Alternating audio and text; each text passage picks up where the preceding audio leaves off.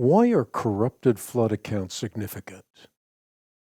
With all their failings, corrupted accounts of the flood, corrupted accounts such as the Epic of Gilgamesh, the Epic of Atrahasis, or the even older Eridu Genesis, are yet a significant treasure. That wasn't quite right, was it?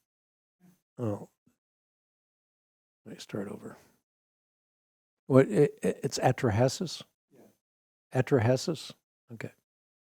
Why are corrupted flood accounts significant?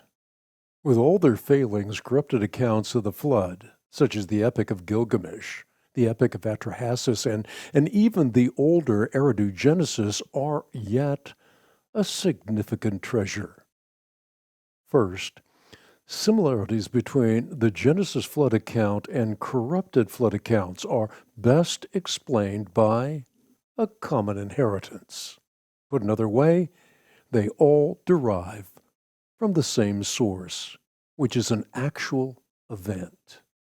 It stands to reason that as descendants of Noah drifted from God and from one another, human embellishments and interpretations would be imported into the actual historical event.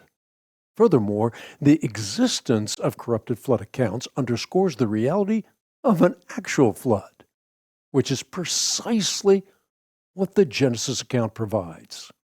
Genesis is written as history, and it corresponds to reality. No unpredictable gods clutter the text, and details that can be tested in an age of scientific enlightenment are found to be wholly plausible. For example, in contrast to the cube-shaped Ark of Gilgamesh, modern engineering standards have proven the Ark of Genesis to be ideally suited for floating and stability.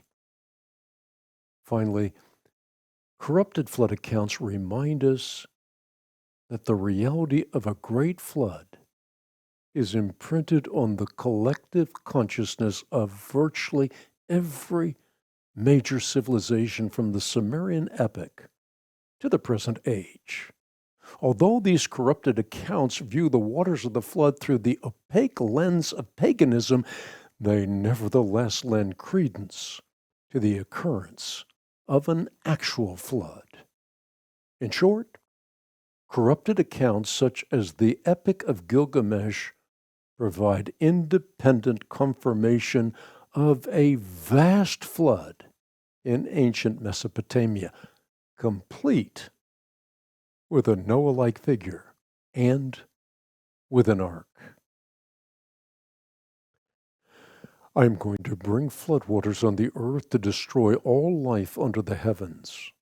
Every creature that has breath of life in it, everything on earth, will perish. Genesis 6, verse 17.